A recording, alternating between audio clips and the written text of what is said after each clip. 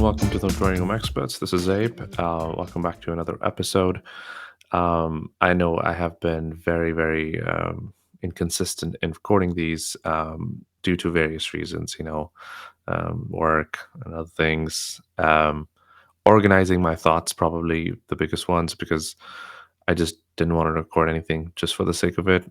I think sometimes perhaps I'll have to do that, just to keep things going, keep things moving, keep things um, agile. So, um, I mean, I want to come out with something which I feel strongly about, as opposed to just recording anything. Um, and then, especially if it's like a solo podcast, which is most of the times with me, I'm kind of like recording my own thoughts and my own ideas. Um, so it's slightly easier if you're bouncing off of someone else, then you can you have time to think while someone else is talking, and you know things come up, and there's collaboration there. So it's less preparation required in that instance, but slightly more, not going to say preparation because it sounds too strong a word for what I do, to describe what I do. But you know just organizing my thoughts as to what I'm going to say. So, um, I I've talked about this. I think one of my older podcasts and some of the original ones that I did, which was just audio back then. So if you're watching on YouTube, you're not going to find that the reference in there. But if you've been following me on Spotify, Apple Music, Amazon Music, Google Podcast, you'll know what I'm talking about. And speaking of which, so feel free to subscribe to the channel on YouTube and follow the podcast across whatever audio format that you're listening to me right now, be it Amazon, be it um, Spotify, as I mentioned, Google Podcast, Apple Podcast, and a bunch of others as well. So without wasting too much time, so what I wanted to really discuss here is, I was just recently watching a podcast, a Pakistani podcast, between two podcasters. It was a discussion between two really famous podcasters in Pakistan, and I say famous lightly because within the podcast sphere they're pretty famous, but if they're not like famous, but within the podcast sphere, which is very limited, and it's still growing in Pakistan. They're quite well known, especially on Pakistan Twitter, when it comes to political discussions, when it comes to political affiliations.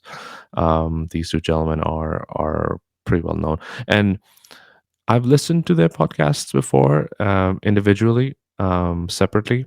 Um, I understand the type of work that they do. I appreciate the type of work that they do. Um, so it was interesting for them to sit down together and talk about what they feel, and just basically go, um, go at it in terms of their ideas. And I mean, they couldn't really get to the ideas part. It was mostly about selling old scores, um, which which is fine. I think it's still was a 2 hour or so podcast, and I listened to it over a few days, but I still enjoyed it. And I think that really got me thinking about one of the other things that I wanted to, and I had been thinking about, is the podcast format. I think there's something come up. This is something that came up when Imran Khan very famously, his one of his conversations were leaked, or I don't know, on camera when he was getting up ready for a speech or whatever. Something that really made out to the internet world was that him criticizing how his own podcast, when he appeared on a podcast with three podcasters in Pakistan, how that interaction go. And I was thinking about that, and I still feel like, for the most part in Pakistan, and I'm not like a podcast guru, or I'm not like a podcast expert that a drawing room expert. But I'm not gonna pretend that I know everything, or um, uh, my opinions should be considered more important. But it's my opinion, so I'm just gonna put it out there as my opinion. So my understanding of the um, podcasting world, or the podcasting format, is based on my my own ideals, or podcasts that inspired me to get a mic, or have a YouTube channel, or put my thoughts up on Spotify. And I've mentioned that in one of my older podcasts. I'm not sure which episode it was, but I think it was the drawing room. What is the drawing room expert? Episode 6. It was a short episode. So the podcasts that inspired me were, armchair experts. That's where my name, kind of like the drawing room expert, kind of inspired from. Um, and uh, Conan O'Brien Needs a Friend, um, and The Intercept, and the OG one that I actually was the first podcast ever I listened to. And at the time, I didn't know this was a podcast, but this does, I listened to this in 2013 or something. Was a podcast by the name "You Talk and You Too to Me," by Scott Ackerman and Adam Scott. Adam Scott, if you're an Apple TV fan, you would know him from Severance. Scott Ackerman, you would know from Comedy Bang Bang, and oh, Between Two Ferns. He directs that and writes on that as well. So these two guys started a podcast on YouTube. My favorite band, and and sure enough, I was going to have a listen to that, and it was long-winded 2 hour plus discussions about, most of it was about absolutely nothing. And only towards the end of the podcast, maybe the last 45 minutes or an hour, you would get to hear like serious U2 discussion. Otherwise, it was all like, it was total bachodis, from the first minute, and I really enjoyed it. It was my first interaction with the podcasting format. So my understanding of a podcasting format is based out of these things. And I haven't listened to Joe Rogan and the really famous ones that are out and about these days. Maybe a clip here and there, but I don't know what that is. But I think I have a general understanding what those podcasts would be like. So my understanding of a podcast is that it is a an unstructured, to an extent, whereas it's raw discussion, conversation, you know monologue, like what I do. um Anything but an interview, what you would see on TV, what you would see Oprah do, what you would see famous interviewers do. So I feel like my opinion on podcasts in Pakistan is that it is more of the latter than the former. And I'll give you an example. I think Junaid Akram, one of the top podcasters in Pakistan right now, has his own podcast where he invites people and they talk. And most of the time now, I mean, at least they are famous people. And I do not particularly enjoy the famous people ones because it's more of an interview. And there's no, I mean, Junaid Akram has, you know, at, as an intro, one of those flashy words that he uses is diatribe. It's anything but a diatribe. It's anything but a discussion or a conversation. It's basically one guy asking the question and the other guy answering. So rarely does Junaid Akram come up with his own views um, when talking to a Faisal Qureshi, or talking to a Gauhar Mumtaz, or talking to even an Imran Khan.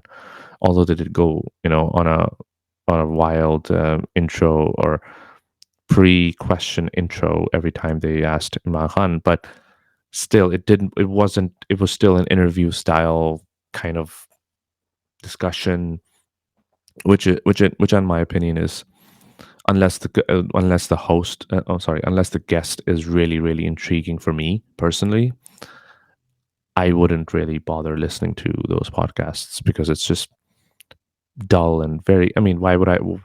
I don't need to listen to a podcast for an interview. I can just watch this. If I were interested in Gaurav Mumtaz, I'm sure he has, you know, hundreds of interviews online, so I can just watch one of them.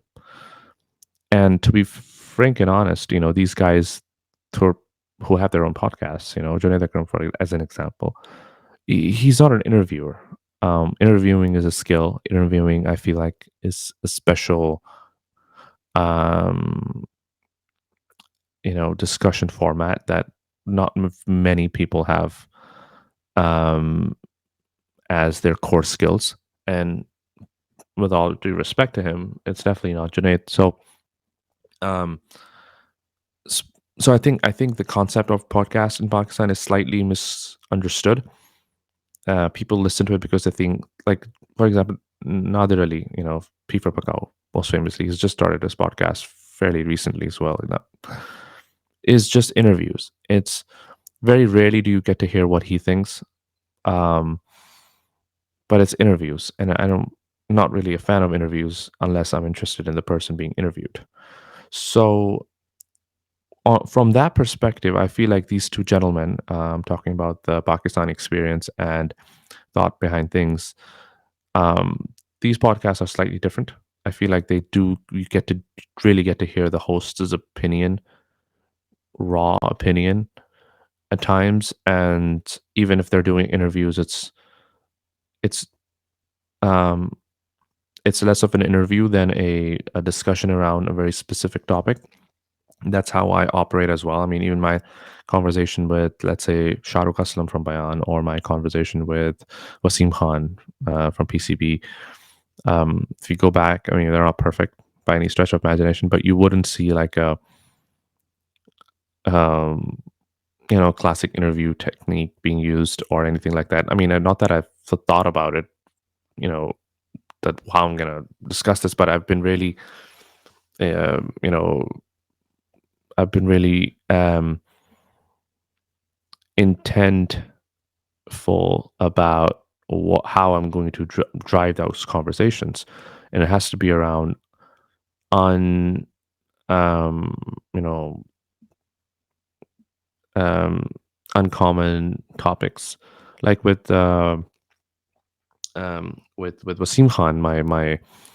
My approach was, we're going to talk to him as fans do. Like, if a fan get access to a PCB CEO, what would the fan ask? So we asked about merchandise. We asked about, you know, dressing room videos like the test. Um, we asked about, school cricket. We asked about um, different things, but not like, why did you make him captain, or why? I mean, so it wasn't like that. You know what I mean. So you got to hear a lot of our opinion as well, and a lot of his opinion, of course. So I feel like I think Pakistani podcasting space, and listen, I'm not an expert. I'm a drawing room expert. But I would still feel completely fine in providing my well, however you value this, my feedback. Um, but I think it's a lot of that. It's a lot of interviews. It's not I would say, a pure podcasting platform. And I don't understand certain people when they say, "Oh, it shouldn't be more than an hour." It shouldn't. I get it. When I was starting out, I wanted to compress a lot of my conversations and didn't really personally enjoy them myself, but I had to.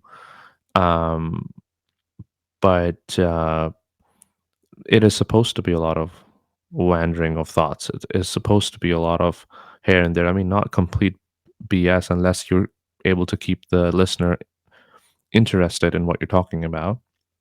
And if the listener is interested in how you think and what you're thinking about, um, I don't think it's that there's anything wrong with having long podcasts. So the TCM, um, sorry, TCM. Why did I say TCM? Um, TPE and TBT. These two podcasts are generally longer than an hour, um, and are fairly interesting in their approach to type of discussions. But I still feel that they're mostly reliant on the guest. So, for example, I haven't really listened to these podcasts outside of the fact that if a guest that they have on is interesting enough for me to listen. So if they would do like a solo discussion or just talk themselves, will I listen? I don't know. Maybe I will. Maybe I won't. But I still feel like it's a lot of that relying on guests to get either views or get that buzz, which is fine if they have access to people. I mean, I would love to have the people they've been having on, um, but I still feel like it's missing that key element of um, engaging through your own views. So I think that's just the intention of my podcast, particularly where I want to engage through my own views, and then if someone comes on, a podcast every now and then great. I feel like us as people in the US, as expats like me, Farooq, Sahir, Zen, Navid, um, we have interesting thoughts and interesting ideas as is that, regardless of the fact that if people listen or not listen, but I think that it's still better than having big names on and trying to get your views are your hits based on that. Um, but yeah, generally, I felt like the podcast that particular episode was really interesting, and a lot of good things came up. I don't know. I don't want this to be a review of the episode, but while I've mentioned it, I mean, do listen to it. It was Muzammil Hasan and Shahzad Ghais kind of like hashing their issues out. Um, I don't know what episode it was, but you should be able to find it if you're interested in any of those two podcasts, and they've been in the Twitter space recently as well. So wouldn't be too difficult to find what I'm talking about. But I thought generally the podcast was a lot of hashing out, and one thing I did not understand from Shazad, for example, his constant um, badgering of Muzammil on certain items like impartiality, certain items like biasness, certain items like, oh, you're closer to them, so your opinions are biased. Um, so first of all, last I checked, I don't think either of those guys are journalists. Either of those guys are people that the masses rely on opinions for or news for. So, as far as public opinion making is concerned, I don't think they have much of an impact. So, if a party in either of those have their views um, tilted by via experience, via interaction and access to any certain type of political party or idea, it has no impact. I mean, he like Muzammil is not a journalist, so impartiality, balance, um, is expected more from a journalist than just a podcaster. So I don't understand, even if and I didn't understand Muzammil's like pushback as well. He was kind of defensive in that in that conversation, which I did not understand at all. I mean, is it not okay for a person to have those views? unless he's propagating hate or violence.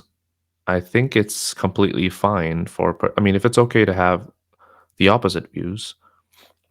I mean, if having access to a political party, tilts your bias towards them, then the opposite should be true as well. That having no access to, not having access to that political party might tilt your bias against them. So, what's the difference? It's just access is the difference, right? So, that I found really odd. Like there was a long-winded discussion on that, and I was like, why is this an interrogation? This is not fucking Shazib Khanzada, or this is not fucking Imran Riaz Khan or Kamran Khan or whatever. The journalists in Pakistan. These are not journalists. If this was a journalist, I would love to know what their tiltings are, and maybe just push them on that. But a podcaster having an opinion, that's ridiculous. So I thought that was quite interesting that it was just become a thing that and generally people have biases. I don't understand this idea of being this this robotic neutral person where you don't have a bias. Yes, you try and not have bias when it comes to truth and facts, but your thoughts and your worldview are largely dependent on how you've been brought up and what access you have had. Um, so I don't understand uh, this idea of not having biases and holding people to this unnecessary, unrealistic standard. Um, so that's something that I was really taken aback. And I was like, why is this even a discussion? What is the outcome out of this? And I felt like if that's the case, then Shahzad and TPE is kind of um, you know in the same sphere when it comes to biases and when it comes to lack of access thereof. You can't have tokenism. You can't use token discussions, and this goes for both, I guess. You can't use token discussions from the opposite side of the aisle, so to speak, to show that you have no biases and you're still willing to quote unquote learn. I don't think that's necessarily true. Um, but at the same time, I do understand that there will be biases because it's just what you believe in. And if something that you believe in strongly is a buzzword that either political ideas use, then you're kind of gravitating towards that. I mean, um, yeah, it's about your personal biases and what other. That's the whole point of having these keywords and these political analysts that politicians have on board because they want to find what the buzzwords are. They want to find what the keywords are out there, and they want politicians and people to use those words so that people who use those words can be attracted towards the message. Right? That's how this works nowadays. So um, the fact that biases exist shouldn't be a surprise to anyone. Um, so everyone is thinking. No one can claim here to be a free thinker, myself included. Free thinker from a standpoint where they whatever definition. If you ask anyone what the definition of a free thinker is, whatever definition they give you, they themselves don't um, fall under. And I think in my instance, what I really feel like is important when it comes to you know um, biases and free thinking, it's more about acknowledging than doing in this instance. I mean, how I would explain this is, I talk a lot about acknowledging biases. Oh, sorry, acknowledging privileges, and you know, does that mean acknowledging when you acknowledge a privilege? Does that mean you're no longer privileged? No, that means that you're owning up to it, and then you understand that your opinions can be influenced by the fact that you have privilege. But me acknowledging it makes it better, because then I'm at least acknowledging that my views are vulnerable, are quote unquote impure from that standpoint. So I feel like biases is also similar, where, you know, acknowledging one's bias is goes a long way, because then at least it gives the other person an idea where you're coming from and what has shaped those ideas, more than just, you know, sticking to your guns and saying that you're a free thinker, because no one is, in my opinion. So I think acknowledging is much important, and that's what I do. I try to do that. I try to understand and dissect my own ideas and see why am I thinking in that certain way. And once I crack the code, I own up to it and say, okay, this is why I'm thinking about this way. It's not because of this, uh, search for truth, or those buzzwords that people throw around. There's none of that bullshit. But acknowledging one's biases is, I feel like, very important. Subscribe to the channel on YouTube, as I mentioned earlier, audio platforms as well.